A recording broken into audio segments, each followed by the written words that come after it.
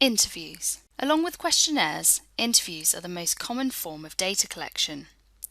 Interviews are usually grouped on a continuum as follows: structured, semi-structured, or unstructured. Typically, structured interviews are the kind carried out by market researchers, for example when they stop you in the street.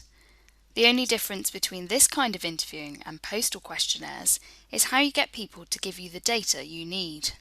In practice, most forms of interviewing will require some closed questions on details such as age, sex, ethnicity, and so on. Semi-structured interviews are those that incorporate both closed and open questions, and are more concerned with the explanation of motives, actions, and thoughts.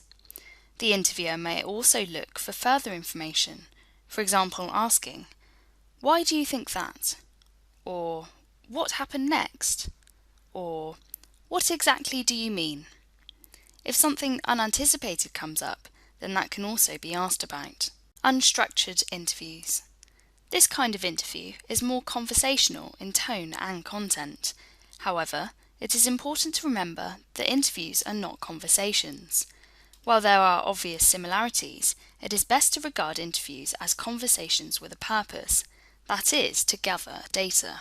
Sometimes the interviewee may go off on a tangent and reveal something new, but sometimes they may go off on a tangent and not reveal anything worth having. The less structured an interview is, the more like a conversation it becomes. However, it is not the same as a conversation, as the interviewer needs to keep it focused on the research questions. The interviewer also has to play the role of being a good listener. How you formulate and ask the questions is very important. Avoid leading questions or trick questions, such as these, for example. If the interviewer was to say, "When did you stop taking drugs?" they are, of course, implying that the interviewee once did. See if you can think of some other examples of leading questions. How would you react to them? If the interviewer was to say, "I don't like the current policy on childcare provision, what do you think?" they are revealing their own values and opinions on the subject. Research interviews are not the same as journalist interviews and must never be confrontational. Avoid normative questions, that is, those which require the interviewee to give a socially acceptable answer. It is always good practice to test your questions with other people before you begin the interview process. Also, ask yourself how you would react if someone asked you that question. A good question is one that is clearly worded and easily understandable. It is good practice to record interviews, and digital voice recorders are becoming cheaper and widely available.